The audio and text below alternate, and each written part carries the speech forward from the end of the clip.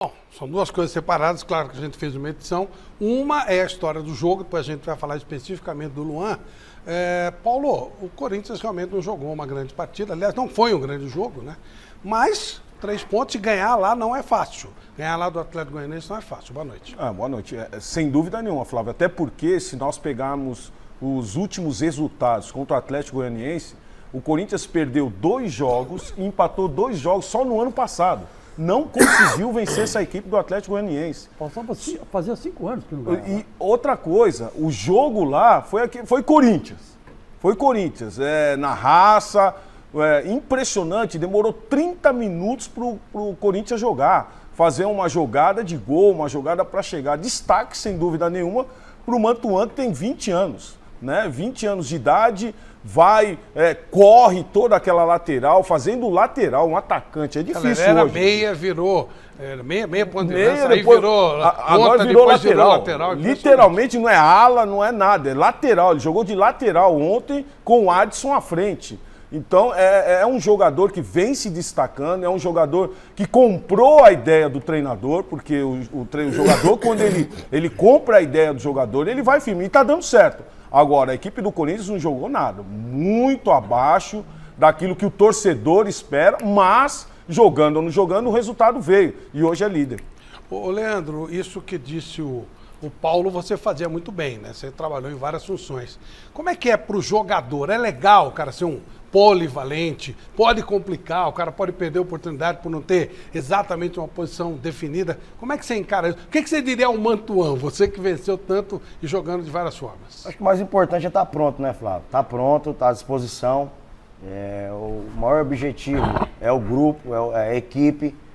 A minha primeira oportunidade no São Paulo foi na ala, né? Depois eu fui para segundo volante, logo lá na frente que eu tive oportunidade no ataque. Mas eu estava sempre pronto. Qual era a tua posição a tua posição mesmo, de verdade? A minha era atacante pelas beiradas. Quando você começou era essa a ideia. Mas quando eu cheguei no São Paulo, como veio de campeão mundial, Libertadores, Paulista, tinha um time formado de grandes jogadores, eu tinha que esperar a minha oportunidade. E minha oportunidade aconteceu na lateral.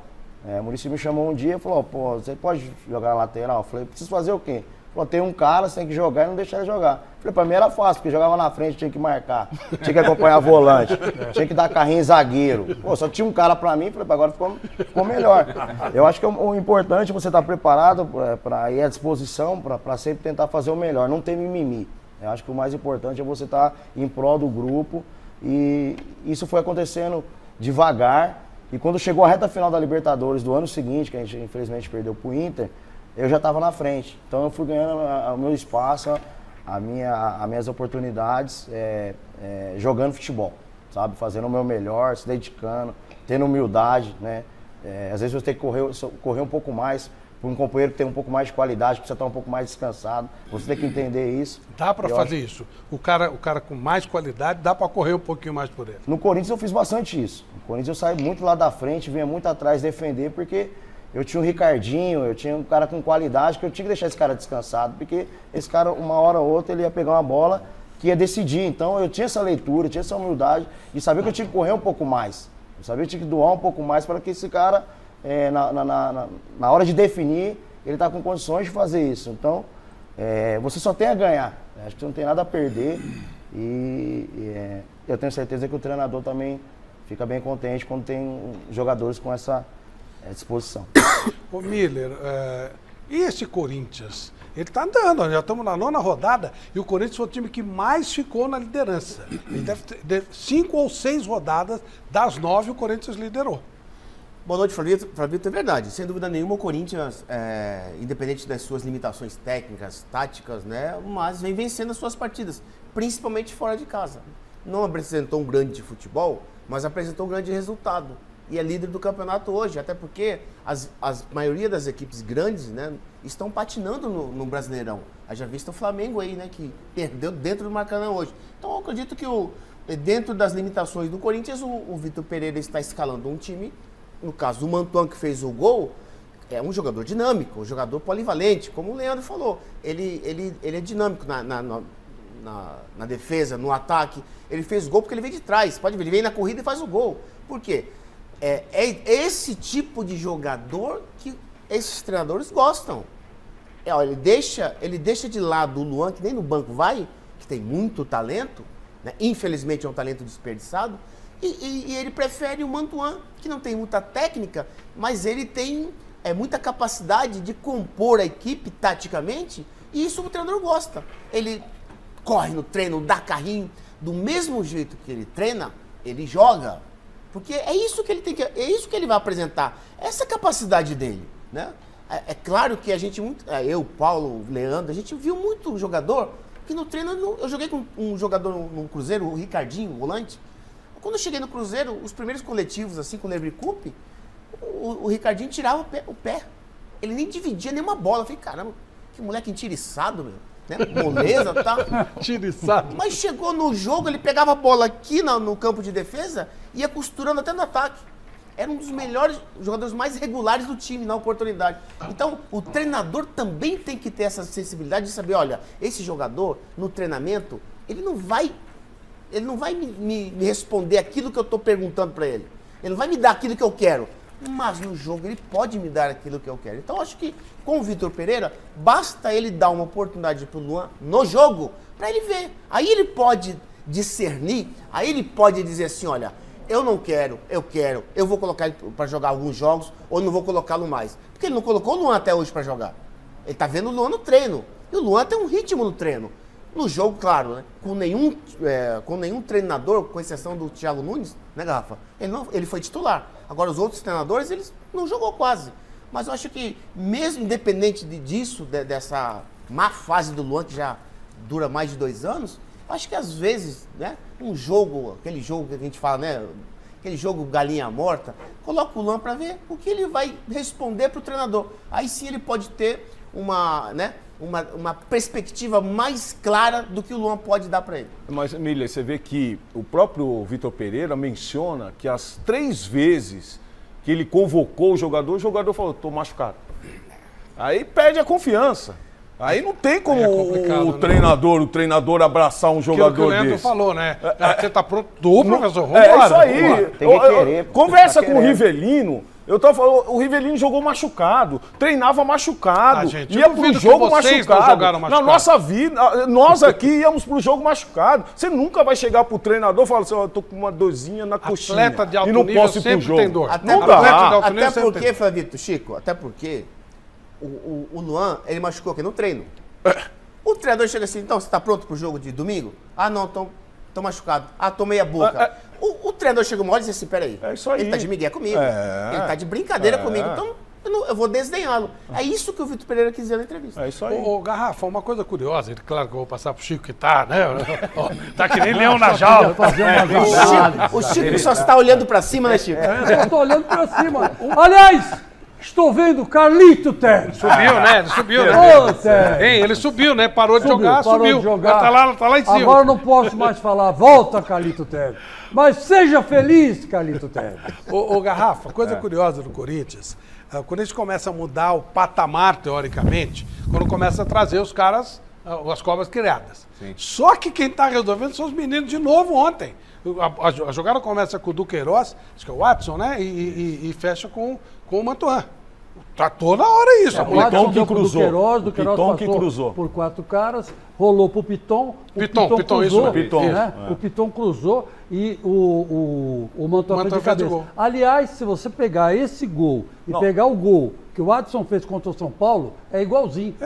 É uma jogada treinada, uma jogada ensaiada pelo Vitor Pereira. Resolvendo. E outra coisa, ele tira o gol do Roger Guedes, porque o Roger Guedes tá atrás dele. Tanto é que o Roger Guedes, na hora que tá assim, ele... Bom, era minha essa bola. O Mantuan a gente sabe o que fazia. O Roger Guedes eu não sei. Não, boa noite, Flávio. Boa noite aos colegas. Boa noite ao Leandro. Né? O detalhe é o seguinte, a molecada tá dando conta do recado. Isso é muito bom. É patrimônio do Corinthians. Né? A gente falou hoje aqui já nesse começo do programa muito do Mantuan. A gente não pode esquecer do Adson. O Adson tá com uma personalidade muito grande. É um jogador que vai para dentro. Ele vai pro 1 contra 1. Tem sido muito útil para mim. Ele é titular absoluto nesse time do Corinthians. O Chico daqui a pouco vai falar. Tá eufórico. Né? Mas o Vitor Pereira, que tem sido muito sincero nas suas coletivas, poderia ter falado, a equipe treinou a semana inteira, mas não rendeu o que eu esperava. Ele não teve essa franqueza. Não só ele, como nenhum dos técnicos que reclamavam de falta de treinamento a semana inteira, falaram, tivemos a semana inteira para treinar e não jogamos nada. Porque é muito pouco, apesar da liderança, ótimo, o Corinthians está fazendo o papel dele no aspecto de pontuação, está sendo eficiente, apesar de ter deixado de escapar 2 pontos com o América, você joga mais 2 pontos na conta do Corinthians aí, você vê aonde que vai parar, não é? Então, o técnico não falou isso. Sobre o Luan, o Vitor Pereira podia explicar o que é não estar disponível. É contundido? É contundido. Ele explicou.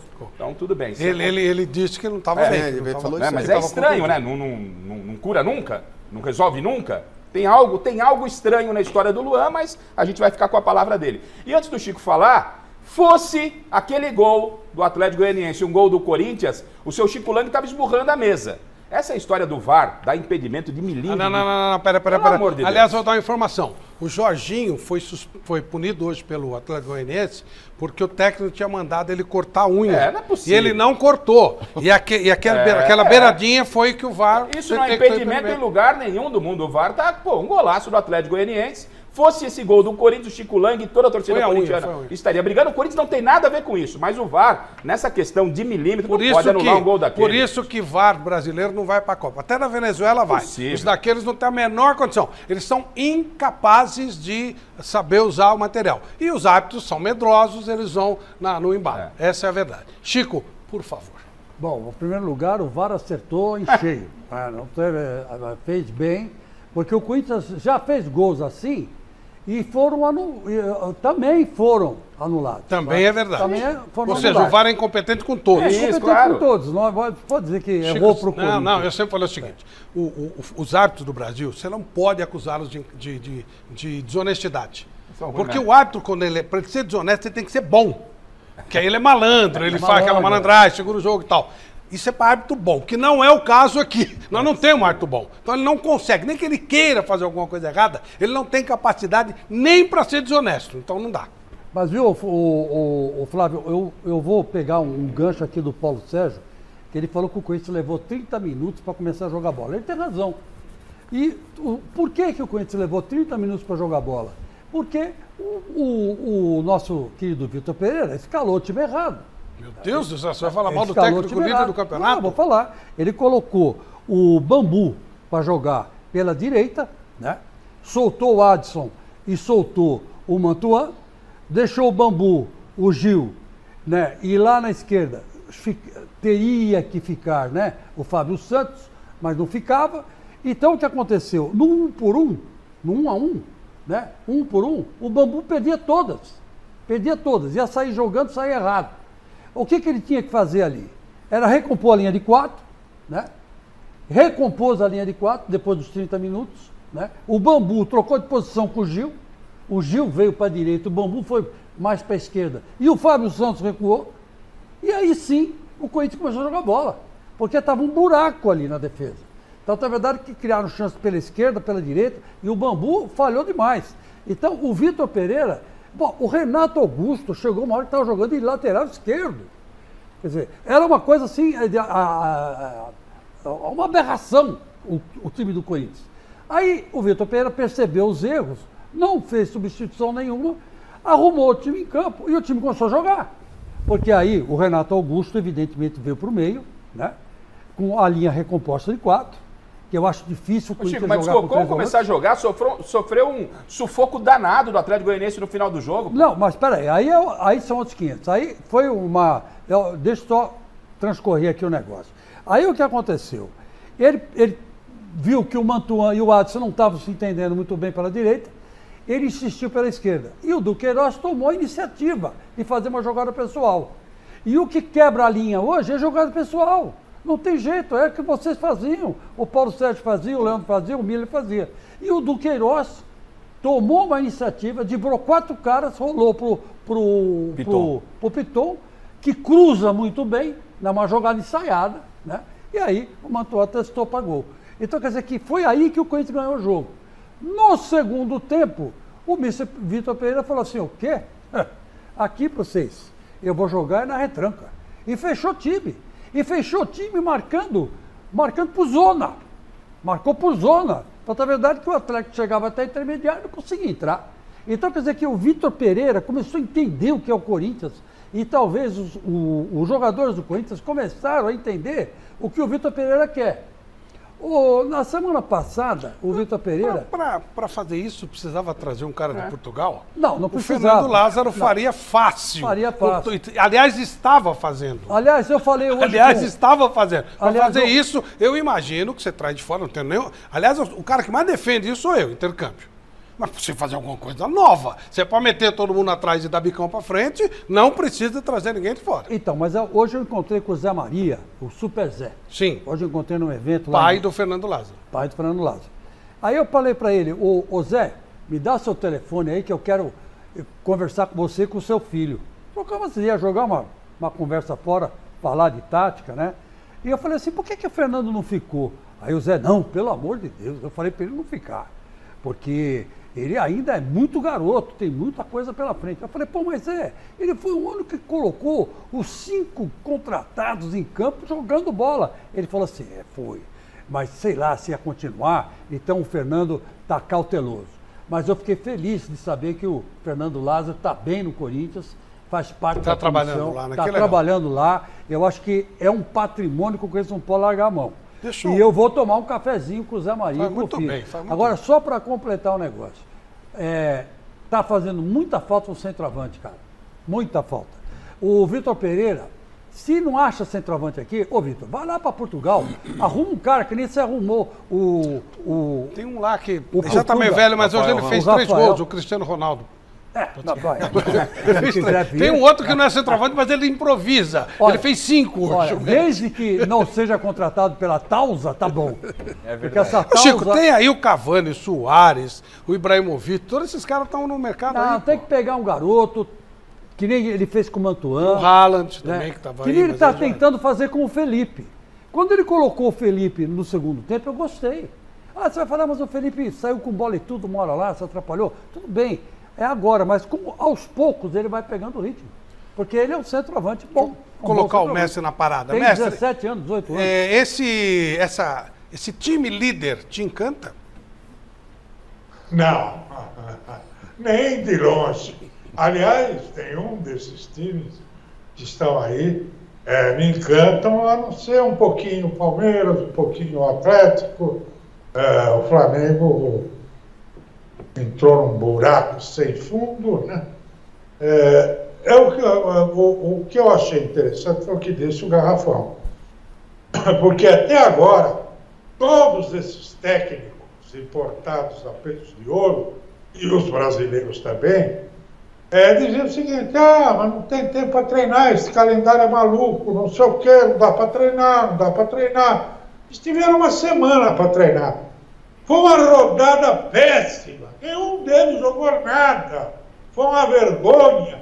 O Corinthians só é líder porque o nível geral é tão baixo que eles se sobressaem ganhando o jogo, uma cabeçada, um chute e tal. Quer dizer, olha, viveram um momento realmente preocupante no futebol brasileiro. E nós tivemos isso, depois nós vamos conversar sobre esse assunto, mas tivemos a prova cabal, as comidas. Tá? Bom, legal. O Corinthians assume a liderança graças à falha dos demais, mas ele está tendo uma regularidade, mas a média está muito baixa. Está muito baixa. Para 9 rodadas, o número de pontos está muito abaixo. Pois não. E tem torcedor aqui, Flávio, interagindo conosco através da hashtag Mesa Redonda no Twitter, lembrando que o Corinthians, nos últimos anos, já foi campeão brasileiro sem encantar com o seu futebol. Lembrando que o importante é ser eficiente. Essa tem sido a história recente do Corinthians. E aí, pessoal? E aí, Leandro, você acha que é isso mesmo? O Miller foi uma coisa... não joga bem, mas está pontuando. Pode chegar um momento na competição que você tem que pontuar. Né? E tem jogos para você ser campeão, tem equipes que você tem que vencer. Daqui a pouco a gente vai falar do São Paulo, que se você fosse analisar os últimos 3 jogos do São Paulo, era para ele estar com 6 pontos a mais. Ele deixou 2 pontos nessas 3 rodadas pelo caminho, que ele podia ter somado.